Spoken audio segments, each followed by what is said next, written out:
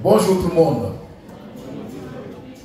Nous bénissons Dieu pour ce dimanche 12 octobre 2025. Ce matin, il nous rassemble pour sa parole afin que nous puissions l'écouter pour notre commune édification, sanctification et perfection. On aura deux thèmes ce matin si Dieu le veut. Le premier, c'est ce qui est écrit au tableau, Romains 8, 34 et Hébreux 7, 25 sont des écritures non inspirées de Dieu. La dernière fois, on a démontré, on a prouvé par les écritures, par le Saint-Esprit que l'apôtre Paul nous a trop menti. Ce matin, on va encore dire la même chose et apporter d'autres preuves que l'apôtre Paul, effectivement, nous a trop menti. Mais je ne dis pas que c'est un faux apôtre. C'est un vrai apôtre, mais qui nous a trop menti. D'accord? Nous lisons à ce propos Romains chapitre 8, verset 34, verset 33 à 34, et puis Hébreux 7, 25. Je rappelle que ces deux versets bibliques ne sont pas inspirés de Dieu. Pourquoi? Ce qu'ils disent est faux. C'est pourquoi nous disons par la bonne foi que la Bible n'est pas la parole de Dieu. Maintenant, lecture. Romains 8, verset 33 à 34. Oui. Verset 33. 33, 34, oui. Qui accusera les élus de Dieu? Oui. C'est Dieu qui justifie. Oui. Verset 34.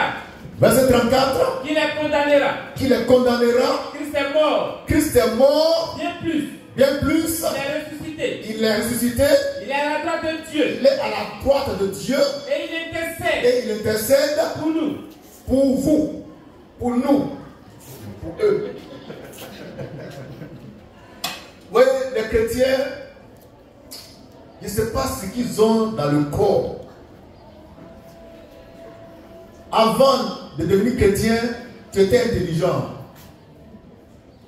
Tu réfléchissais, tu raisonnais. Mais depuis que tu es devenu chrétien, tu es devenu bête, stupide. C'est pas normal. Comment tu peux croire que Christ au ciel prie pour toi? Pourquoi? Le grand Jésus, glorifié, qui est assis en haut, dans les lieux célestes, à la droite de Dieu, il prie pour toi qui es sur la terre. Pourquoi? Et pendant des siècles, il nous a fait gober ça. Moi, j'ai prêché là-dessus avec zèle. Aujourd'hui, je vois que c'est pas vrai. Et puis, c'est quelle prière il fait pour toi? Toi qui es dans le baba, toujours dans le problème, toujours dans la maladie. C'est quelle prière il fait pour toi au ciel et puis lui-même il n'a jamais été aussi. C'est parce que Jésus ne prie pour personne. Jésus ne prie pour personne. Il est assis à droite, à la droite de Dieu, il ne prie pour personne. Donc Romains 8, 34 est un verset que Dieu n'a jamais inspiré. Hébreux 7, verset. Hébreux 7, verset 25. Là, c'est encore plus grave. On ne connaît pas l'auteur de l'épître des Hébreux. On ne sait pas qui a écrit ça. Voyons, on ne connaît pas l'auteur des Hébreux. Quelqu'un a écrit, on ne sait pas qui sont dit, c'est la parole de Dieu. On ne connaît pas l'auteur. Celui qui a écrit Hébreux, là, on ne le connaît pas. On ne connaît pas son nom. Mais c'est dans la Bible. Et on fait croire que c'est Dieu lui-même qui a habité sa parole aux hommes. Donc Dieu a habité sa parole à quelqu'un qui n'a pas de nom. Et lui, Dieu a un nom. La Bible, là, c'est une affaire devient trop compliquée. C'est pourquoi nous disons par la main fraîche que la Bible n'est pas la parole de Dieu. Maintenant, lisons Hébreux 7, 25 pour voir la supercherie, la tromperie, la sorcellerie, le mensonge qui y est caché. Là-dessus. Hébreux 7, 25. Oui. C'est aussi pour cela. C'est aussi pour cela. Il peut sauver parfaitement. Qu'il peut sauver parfaitement. Ceux qui s'approchent de Dieu. Ceux qui s'approchent de Dieu. Par lui. Par lui. Étant toujours vivant. Étant toujours vivant. Pour intercéder. Pour intercéder. En leur faveur. En leur faveur. Tu reprends ça à partir du verset 24 pour voir de qui on parle ici. Là-dessus. 22 à... Voilà, là-dessus. Jésus. Et par cela même. Oui. Le garant. D'une alliance plus excellente. D'une alliance plus excellente. De plus. Il y a eu des sacrificateurs. Oui. En grand nombre. Oui. Parce que la mort. Oui. Les empêchait d'être permanents. Oui. Mais lui. Oui. Parce qu'il demeure. Oui. Éternellement. Oui. Possède. Oui. Un sacerdoce. Oui. Qui n'est pas transmissible. Très bien. Verset 25. Verset 25. C'est aussi pour cela. C'est aussi pour cela. Qu'il peut sauver parfaitement. Que Jésus peut sauver parfaitement. Ceux qui s'approchent de Dieu. Ceux qui s'approchent de Dieu. Par lui. Étant toujours vivants. Étant toujours vivants. Pour intercéder en leur faveur. Prier pour eux. Ça veut dire quoi? Que Jésus est assis au ciel, à la droite de Dieu. Il prie pour ceux qui cherchent à être sauvés. Oh, ça me fait rire. Oh, Jésus est venu, il nous a déjà sauvés. Maintenant, il va au ciel, glorifier, et puis il prie pour ceux qui veulent être sauvés. Mais attends, c'est quoi tout ça? Je ne comprends pas. Bon, si quelqu'un a la bonne compréhension, eh bien qu'il lève la main, il vient ici, et puis il explique.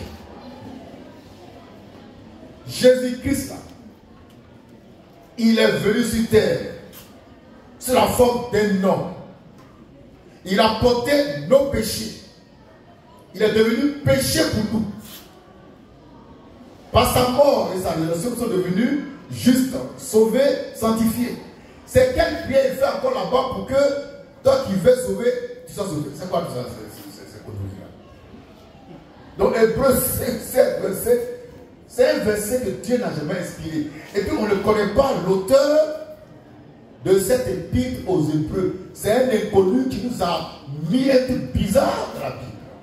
Un inconnu. Tellement il n'est pas clair, il n'a pas osé dire son nom.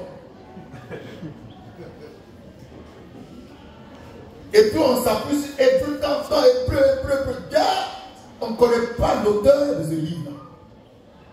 Et il vient nous donner un truc bizarre. Comment le prendre? Hébreux 7, verset. Jésus. C'est aussi pour cela. Oui. Il peut sauver parfaitement. Oui. Ceux qui s'approchent de Dieu. Oui. Par lui. Par lui. Étant toujours vivants. Étant toujours vivants. Pour intercéder. Pour prier. En leur faveur. En leur faveur. Donc il prie pour que les gens soient sauvés. C'est ça. Donc il est venu pourquoi? On a chicoté. Pourquoi? Parce qu'on a chicoté, hein. Vous assure, ils ont tout chicoté. Alors après, quand t'a bien chicoté, on t'a mis à poil. Tu avais crié, mon Dieu, pourquoi m'as-tu abandonné? Maintenant tu vas au ciel et puis tu pries pourquoi ça sauver. Il a dû commencer par là. Là, il peut le sauver et puis il ne va pas mourir pour nous. Voyez, Hébreux 7, verset 5 là, est une écriture non inspirée de Dieu. Ce n'est pas vrai. Romains 8, 38, c'est pas vrai. Hébreux, pardon. Romains 8, 34, c'est pas vrai. Hébreux 7, 25, c'est pas vrai. Et il y a plein de versets dans la Bible qui ne sont pas vrais. Qui sont faux.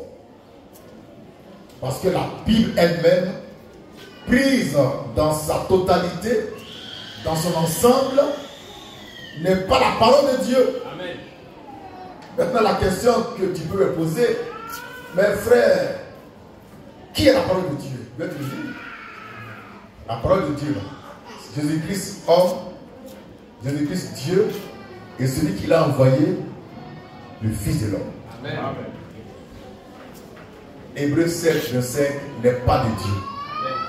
Romains 8, 34 n'est pas de Dieu. Amen. Parce que Jésus qui est assis au ciel ne prie pour personne. Il ne prie pour personne. Voici la vraie révélation. que je tiens à répéter. Jésus-Christ qui est assis à la droite de Dieu au ciel n'intercède pour personne. Donc l'apôtre Paul, en écrivant en Romains 8:34, s'est trompé. Et puis je vais prouver que Paul là, il n'est pas sérieux. Parce que Paul là, lui-même il priait Jésus. Quelqu'un écrit pour toi quand tu le pries. On va lire ça dans 2 Corinthiens 12, 7 à 8. 2 Corinthiens 12, 7 à 8. Lecture. 2 Corinthiens 12, Oui. versets 7 à 8. Oui. Et pour que je ne sois pas enflé d'orgueil, Oui. à cause de l'excellence Oui. de ces révélations, Oui. il m'a été mis Il m'a été mis, une écharpe oui, dans la chair, dans la chair, un ange de Satan, un ange de Satan pour me souffleter pour me souffleter et m'empêcher et m'empêcher m'empêcher de m'enorgueillir. d'être orgueilleux. Oui. 3 fois j'ai prié 3 fois j'ai prié le Seigneur le Seigneur. de l'éloigner de moi. 3 fois j'ai prié le Seigneur qui est censé être assis à la droite de Dieu pour prier pour moi. Non, chrétien, on a réfléchi un peu. Si vraiment Jésus était assis au ciel et qu'il priait pour l'apôtre Paul, est-ce que Paul a encore appris de prier Jésus? Non. Donc Paul, il sait qu'il ment.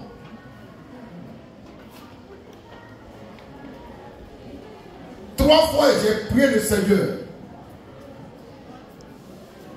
En principe, Paul doit plus prier. Amen. Car Jésus lui-même prie déjà pour lui. Amen. Mais pourquoi il prie?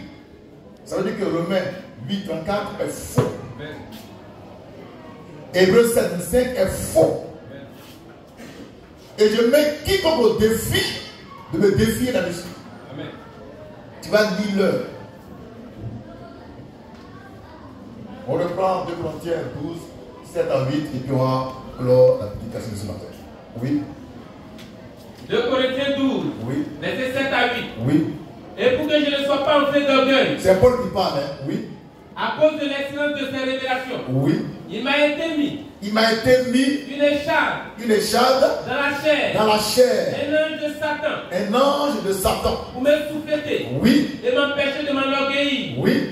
3 fois j'ai prié le Seigneur. 3 fois j'ai prié le Seigneur. 1 fois, 2 fois, 3 fois j'ai prié le Seigneur. Et moi j'ai dit que Paul ne doit pas prier parce qu'il dit que Jésus-Christ lui-même est assis en haut et puis pour lui. Et ça là, si tu n'es pas un idiot, tu vas me comprendre. Quand même. La prière de Jésus a plus de valeur que ma prière. Amen. Donc, il prie pour toi. Moi, ma prière, ça a fait quoi?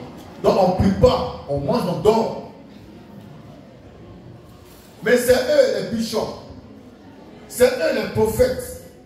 C'est eux les pasteurs qui font des chefs de prière.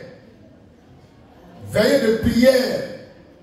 Et ils prient pour les uns les autres.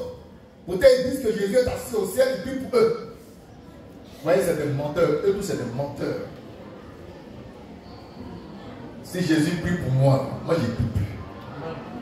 S'il prie pour toi, là, je ne prie plus pour toi. Si Jésus prie, moi ma prière va faire quoi? Ça ne peut rien faire. Donc autant s'entendre dans lui. Mais si vous voyez que l'apôtre Paul priait le Seigneur, c'est qu'il sait qu'il a zaï dans Hébreux 8, 34. Maintenant, lisons Éphésiens 6, 19, où il demande aux hommes de prier pour lui. Lui pour qui Jésus prie déjà. Donc Paul, c'est un voyou. Là-dessus. Éphésiens 6, 19. Éphésiens 6, verset 19. Oui. Priez pour moi. Paul demande aux chrétiens d'Éphèse de prier pour lui. Il ne doit pas demander ça. Pourquoi? Il dit Jésus prie pour lui. Amen. Depuis les cieux. La prière des pharisiens, pas pharisiens, la prière des Éphésiens, ça te fait quoi? Jésus prie pour toi. Et tu dis aux pharisiens, aux Éphésiens, priez pour moi. Mais donc Paul, tu te contredis, tu as un problème. Donc Paul nous a trop menti. Amen. On va le démasquer. il va nuire l'heure. Amen. Romains 15, verset 30. Les chrétiens ne pensent pas qu'il n'est pas comme ça chauffe les cœurs. Vous pouvez bien crier. Romains 15, verset 30. Romains 15, 30. Hein? Je vous exhorte, C'est Paul qui parle. Hein? frères, Frère, par notre Seigneur Jésus-Christ, oui, et par l'amour de l'Esprit, oui, à combattre avec moi, oui, en adressant à Dieu oui, des prières oui, en ma à faveur. ma faveur. Donc Paul demande aux Romains de prier pour lui. Peut-être il dit que Jésus est assis au ciel, il prie déjà pour lui. La prière de Romains, ça qui fait quoi? Hein? C'est bon?